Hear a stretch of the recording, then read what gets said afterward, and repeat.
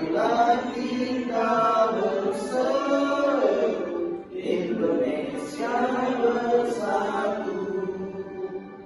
Hiduplah tanahku, hiduplah negeriku, bangsaku, rakyatku semuanya.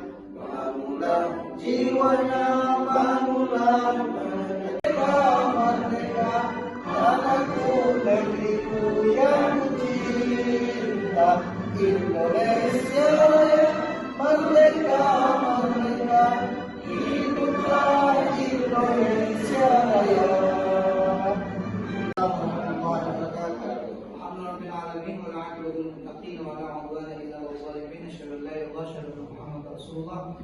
Allahumma salli ala sayyidina Muhammad wa ala alihi ajma'in. Yang saya hormati penguji satu kita Bapak Nasir MPLI, kemudian penguji dua kita Bapak Hafid SMPD, kemudian pembimbing satu yang hadir pada hari ini Bapak Dr. Syafa, kemudian sekretaris sidang kita Ibu Neni, dan bil khusus kepada Gilang Marsanda yang hari ini insya Allah akan mempertahankan skripsinya dengan judul penerapan metode UMI dalam meningkatkan kemampuan membaca dan menulis Al-Quran di TPQ Baitul Hikmah Kelurahan Lingkar Selatan, Kecamatan Palmerah, Kota Jambi. Baik, sebelum kita mulai acara ini, mari kita baca basmalah. Bismillahirrahmanirrahim. Baik, silakan baca Quran dulu.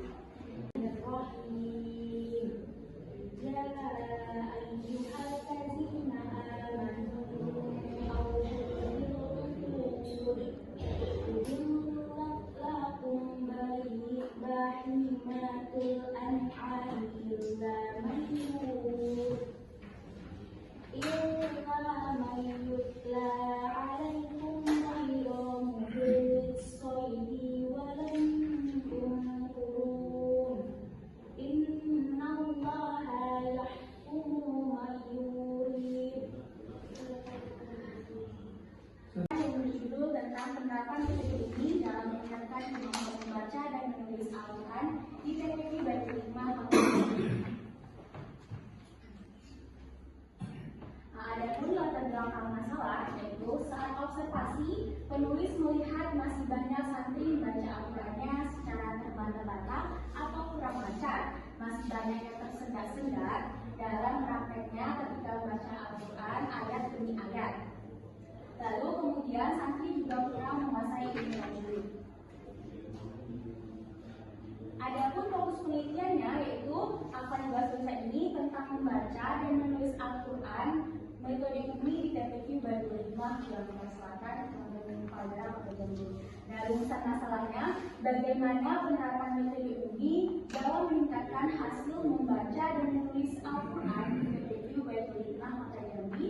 Dan tujuannya pun untuk mengetahui penerapan metode UMI dalam meningkatkan hasil kemampuan membaca dan menulis Al-Quran di TPQ Baitul Hikmah.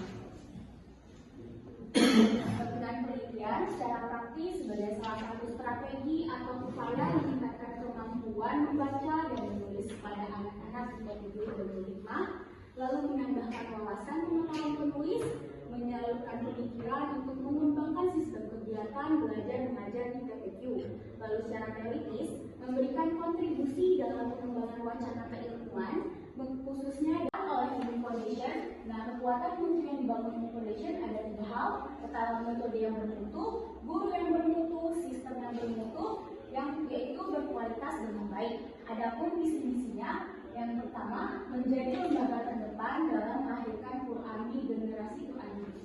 UMI Foundation bercita-cita menjadi percontohan bagi lembaga-lembaga yang mempunyai visi yang sama dengan pengembangan pembelajaran pada kualitas dan kekuatan sistemnya. Misinya mewujudkan lembaga profesional dalam mengajar Al-Quran yang berbasis sosial dan dakwah, membangun sistem manajemen pembelajaran Al-Quran yang berbasis pada mutu, dan menjadi pusat pengembangan pembelajaran dan dakwah Al-Quran pada masyarakat. Nah, jenjang pendidikan metode UMI ada jilid 1, jilid 2, jilid 3, jilid 4, jilid 5, jilid 6, umi ghorik dan umi tajwid. Adapun kelebihan dan kekurangannya, yang pertama kelebihan memiliki nada yang khas, lalu mudah dimenangkan hati. Kekurangannya pun terlalu banyak jenjang pendidikannya, terlalu banyak jilid, lalu metode ini membutuhkan pengajaran yang berkualitas, mempunyai sertifikat, dan bukunya juga tidak dijual secara bebas. Cara martil, lalu ada pun indikator kemampuan menulis. Indikatornya yaitu sebuah keterampilannya menulis dari kanan ke kiri. Lalu huruf-huruf Arab itu tidak semuanya huruf Arab itu ada yang bisa disambung tapi tidak bisa menyambung. Lalu ada yang bisa disambung tapi bisa juga menyambung.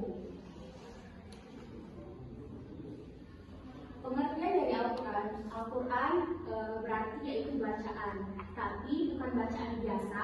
Al-Quran itu adalah merupakan kalamullah, kata artinya perkataan Allah yang diturunkan kepada Nabi Muhammad SAW melalui malaikat Jibril untuk sebagai pedoman hidup seluruh umat manusia agar manusia senantiasa hidup di jalan yang lurus. Adapun fungsi-fungsi Al-Quran, yang pertama yaitu menjadi al-huda atau artinya petunjuk, lalu menjadi al-furqan, pemisah atau pembeda, lalu menjadi asyifa, obat, dan al-mau'izah atau nasihat dari Qadir 14 Arti dari PDQ, Bank Pendidikan Al-Quran adalah lembaga pendidikan non-formal yang di dalamnya mempunyai peran banyak dalam menciptakan kemampuan religius masyarakat sejak ini. Tujuannya adanya PDQ ialah mewujudkan santri yang memiliki keterampilan menulis dan membaca Al-Quran secara benar dan baik sesuai dengan ilmu tajwid serta memahami hurufnya. Lingkar Selatan, Kecamatan Palmerah, Kota Jambi. Penelitiannya itu jenis penelitian PPK atau penelitian tindakan kelas, adalah suatu kegiatan penelitian yang mencermati sebuah kegiatan belajar yang diberikan tindakan yang secara sengaja dimunculkan dalam sebuah kelas yang bertujuan memecahkan masalah atau meningkatkan mutu pendidikan. Lalu rancangan tindakan. Adapun tahapan siklus 1 dan 2 yaitu perencanaan, pelaksanaan, pengamatan, dan refleksi. Perencanaan yaitu kita merencanakan apa yang akan dilaksanakan setelah pelaksanaan, seperti FPP dan materi pembelajaran. Lalu pelaksanaan itu melaksanakan apa yang telah kita rencanakan sebelumnya. Dan pengamatan. Pengamatan itu bisa dibilang observasi secara bersamaan pada perencanaan dan pelaksanaan. Refleksi adalah mengolah data hasil dari pengamatan. Selanjutnya, desain dan prosedur tindakan. Desain tindakan prosedur sistematis yang dilakukan untuk meningkatkan kualitas pembelajaran. Lalu prosedur tindakan, langkah-langkah yang dilakukan untuk menerapkan tindakan yang telah direncanakan. Adapun kriteria keberhasilan tindakan, nah indikator keberhasilannya yaitu adanya peningkatan dari siklus 1 ke siklus 2. Lalu indikatornya ditandai dengan nilainya sama atau lebih dari 70. Sumber datanya dari data primer yaitu data informan atau orang. Ada 13 santri dari TPQ tersebut. Lalu data sekunder yaitu data guru dan data TPQ. Teknik pengumpulan data di sini menggunakan observasi. Observasi merupakan kegiatan pengamatan atau pengambilan data untuk memotret seberapa jauh efek tindakan sasaran ini. Lalu penelitian ini menggunakan participant observation atau berpartisipasi langsung dalam tindakan ini. Lalu tes. Penggunaan tesnya tertulis dan lisan. Tes tertulis untuk mengetes bahwa bagaimana kemampuan menulis siswa. Lalu tes lisannya yaitu untuk membaca. Dokumentasi dalam penelitian ini mengumpulkan data umum berupa foto saat penelitian di Bandung Rumah. Lalu data nama-nama santri dan guru serta kelengkapan sumber data yang dibutuhkan. Antara membaca dan menulis dalam segi kaidah. Nah, dua kaidah yang gue pakai, qawaidul imla sama tajwid. Tidak tuh. Sekarang pertanyaan saya, di lapangan itu bagaimana hasilnya? Menjadi uni. Jadi pada pertemuan pertama saya mulai fokus menulis. Gitu. Pertemuan pertama membaca. Pertemuan kedua Menulis. berapa kali pertemuan? Ada totalnya 4 kali pertemuan, satu siklus 2 pertemuan, satu siklus lagi 2 pertemuan. Narik garis, misalnya huruf H itu nariknya dari kanan ke kiri, atau narik harokat itu dari atas ke bawah. Kalau narik garis harokat dari bawah ke atas itu khamnya kalah, kacau, salah. Itu yang dikritik, itu yang dinilai, itu indikator bener apa salahnya tulisan itu. Bukan jelasnya. Kalau jelas itu tergantung penanya. Tetapi betulkah dia menggunakan kaidah khot? Kalau dia betul berarti benar. Tapi kalau dia narik garis harokatnya dari bawah ke atas, dia salah. Walaupun jelas. Jadi teknik penilaian tesnya pun salah menggunakan. Untuk menilai seorang pintar menulis itu bukan dari situ, dia dari khotnya. Cara dia buat ain di tengah, ain di belakang, ain di depan, itu beda. Kan itu tuh persoalannya. Tapi kamu salah menggunakan tesnya, ya. Terus ini kebanyakan ini memang. Kenapa? Dua persoalan ini berbeda kasus dan berbeda semua itu. Bapak Uji 2, selanjutnya yang saya hormati Bapak Pembimbing 1 dan selanjutnya Ibu Sekretaris Sidang yang sedang duduk di kursi panas Dila Marsanda, ya kan? Dan saya ucapkan terima kasih juga kepada audien yang hadir menyaksikan bagaimana Dila mempertahankan hasil atau karya ilmiah. Kalau mendengar dari pertanyaan yang diajukan oleh Bapak Ketua Sidang, ya kan? Ini sudah luar biasa metode umi dengan 1 kali atau 2 kali pertemuan sudah berhasil, ya kan? Untuk membaca Al-Quran. Ya. Saya sudah tamat kelas 6 SD belum pasti baca Al-Quran. Sampai saya masuk pondok 3 tahun pun belum masih baca Al-Quran sampai sekarang. Ya kan? Masih bingung membedakan mana sa, mana sin, mana so. Kok kamu dalam 1 kali pertemuan kok sudah bisa mengatakan berhasil sekian persen?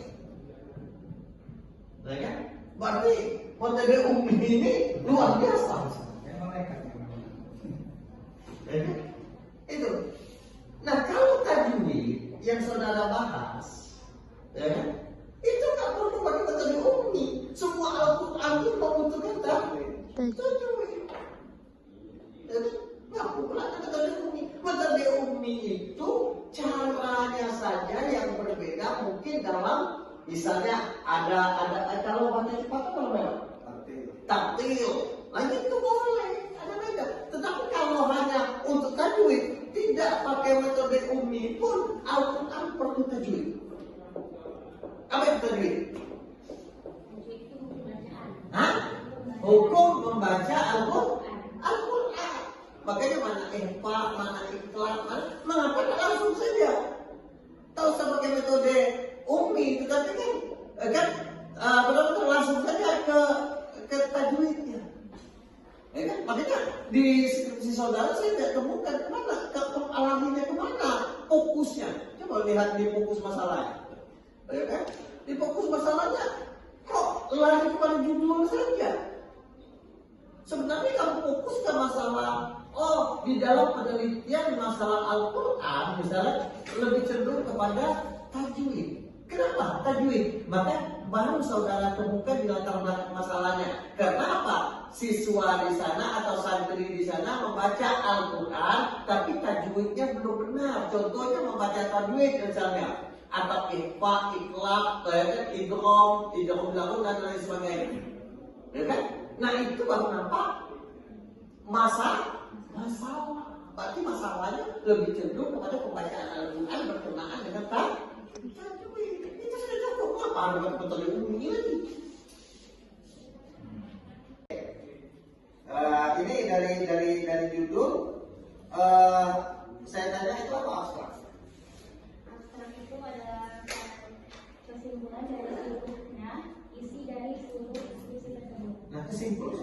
bab 5.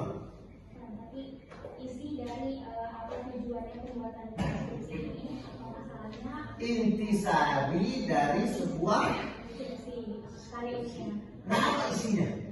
Isinya itu pembahasan yang menggunakan metode membaca dan menulis Al-Quran. Apa isi dari abstrak? Abstraknya itu bagian dari metodenya, lalu saya juga memasukkan hasil apa tujuannya, lalu hasil dari metodenya. Oke. Assalamualaikum warahmatullahi wabarakatuh. Waalaikumsalam. Yang sama-sama kita hormati Bapak Ketua Sidang, Bapak Penguji 1, Ibu Sekretaris, begitu juga yang sama-sama kita hormati Bapak Pembimbing 1 yang hadir pada kesempatan ini, audiens, juga kamera kita, mobil khusus Ananda di Lamar Sangga yang hari ini sedang mempertahankan hasil penelitiannya di depan majelis sidang. Seperti biasa saya bertolak dari hal-hal yang teknis dulu, yang sederhana, masalah penulisan. Lagi-lagi Anda seorang peneliti tapi belum teliti atau kurang teliti dalam menuangkan ide-ide, gagasan, dan menuangkan tulisan ilmiah di penelitian Anda ini. Ya, coba lihat di halaman judul, ya, itu perletakkan nomor, penomoran halaman terbalik-balik tidak sesuai dengan daftar isi. Ya, itu tolong dicatat. Tidak sinkron dengan daftar isi yang Anda tulis. Itu dirapikan lagi ya. Yang satu Romawi itu ke belakang, ada yang ganda, double, ada yang ke depan, ya. Itu sudah setara. Selanjutnya penulisan abstrak untuk bahasa asing. Kalau masalah isi tadi sudah dikoreksi sama Komisi 1. Itu tulisnya miring, bukan tegak begitu, ya. Tolong perhatikan.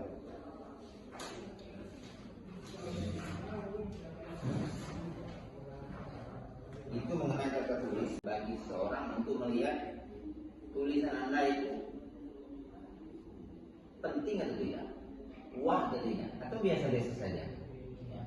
Itu tolong ya, beralur antara paragraf 1, 2, 3 dan berikutnya. Itu pertama harus ada korelasi dari umum ke khusus. Selanjutnya ada narasi. Memang ada masalah yang Anda temui di lapangan, tentunya dalam konsep penelitian tindakan kelas. Nah, berbeda dengan penelitian. Berikutnya, saya meskipun Anda sudah presentasikan di awal tadi, cuma saya belum begitu dapat gitu inti dari metodologi itu seperti apa. Kenapa Anda memilih metode dalam penelitian tindakan kelasnya dengan metode umi, tidak metode-metode yang lain? Alasannya apa dan seperti apa sih cara pembelajaran metode umi? Secara singkat, tidak perlu pakai apa? Tidak perlu pakai. Kan Anda sudah mengalami, sudah. Coba, gimana? Alasan saya itu lumayan bagus menurut saya. Lalu saya menggunakan metode itu. Otomatis saya bagaimana penerapannya, yaitu seperti tadi dia itu metodenya menyenangkan hati, lalu itu pendekatannya secara keibuan, lalu ada langkah-langkahnya tadi, ada pembukaan, pemahaman konsep, itu, lalu latihan atau keterampilan atau seksi dari pertama, selanjutnya evaluasi dan penelitian. Umur-umur itu belum sampai kok membahas tadi ilmu belum nyampe ke situ. Baru pengenalan membaca huruf saja. Iya, cara membaca huruf, cara pakai saya lebih kurang seperti Iqra lah. Ya, cuma metodenya ada seperti metode telaki dan pencontohan. Ini yang saya tahu. Dan Anda harus pertajam lagi latar belakang, tambah lagi alat ukur untuk supaya ukuran indikator diagnosa metode bumi itu benar-benar akurat, jangan terkesan rekayasa. Itu ya.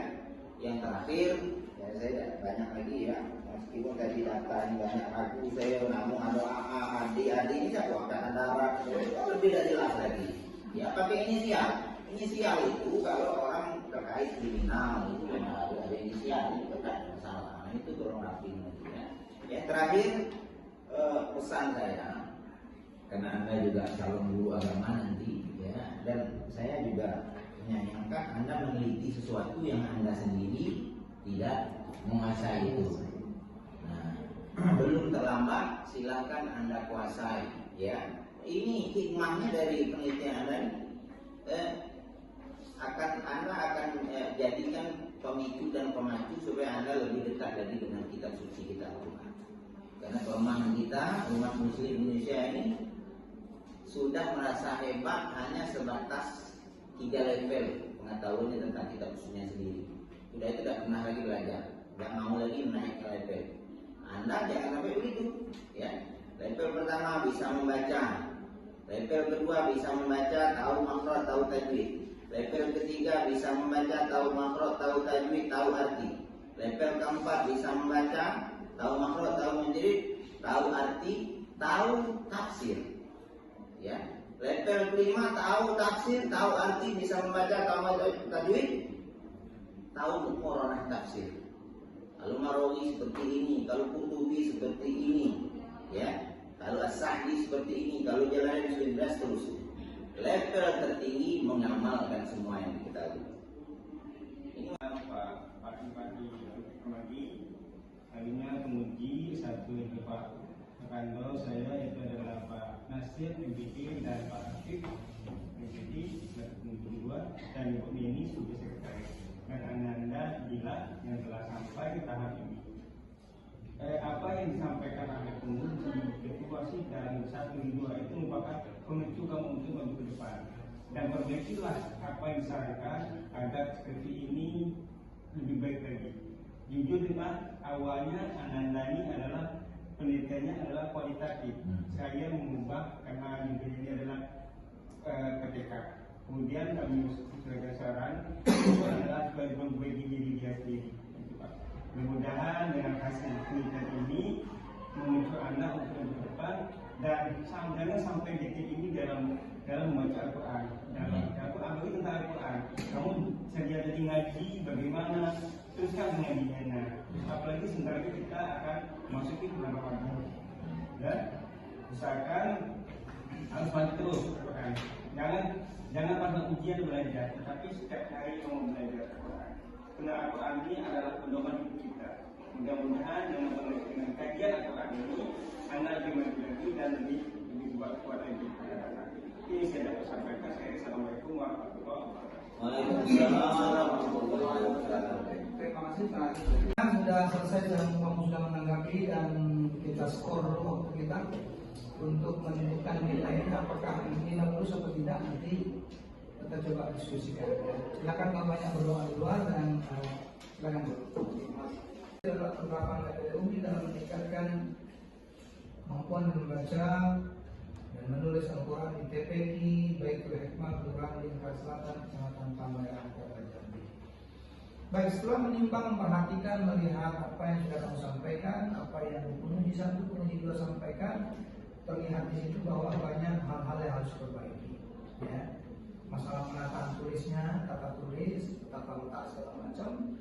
Kemudian juga masalah dokumentasi, data observasi, data segala macam, apakah tes segala macam, indikator tes harus diubah formatnya supaya antara tes dengan hasil itu kelihatan menyambung, gitu ya. Sementara yang kamu tes itu apa, dokumen apa namanya, alat ukurnya juga mengalami kekeliruan. Nanti dikonsultasikan dan itu sudah dicatat oleh komisi kita di catatannya. Ya, silakan memperbaiki. Saya mau tanya, apakah Dila siap memperbaiki? Siap ya. Kalau nggak siap dia tidak jadi lulus komunitas. Ya tarik lagi. Ya Bismillah, dengan dengan keinginan kamu untuk memperbaiki skripsi ini, maka tim sidang telah perhatikan menyatakan Dila Marsanda lulus pada ujian ini dengan nilai 80,94. Huruf mutu adalah A. IPK-nya adalah 3,81. Predikat amat baik. Sekali lagi selamat buat Dila Marsanda yang sudah mendapatkan gelar pada hari ini. Dan sekali lagi kami dari sidang Makassar ini mengucapkan selamat dan sampaikan salam kami sidang ini dan dosen-dosen baik kepada orang tua kamu yang sudah membina kamu selama ini. Dan pesan singkatnya, sebagai seorang sarjana, tentu cara berpikir, cara bertindak, cara berbicara sudah agak berbeda dari kemarin dengan yang sekarang. Maka aturlah itu, ubahlah itu supaya kamu dapat predikat seorang akademis atau seorang yang sarjana. Ya, kemudian bertindak, berbuat sesuai dengan jurusan kamu adalah seorang guru agama, maka berbuatlah seperti itu. Ya. Kemudian sampaikan salam kami buat keluargamu dan kabarkan di luar sana tentang PAI atau tentang kampus kita ini, tentang kebaikan-kebaikan. Kehebatan, bagusan, ketopan dari dosen-dosen kita ini. Kemudian tadi disampaikan tentang pola pembelajaran serta fasilitas yang ada di kampus ini. Kalau bisa kamu tarik aja kawan-kawan kamu yang masuk ke sini, yang kira-kira untuk membantu mengembangkan kampus kita. Sekali lagi selamat buat Dila, semoga berkah ini semua.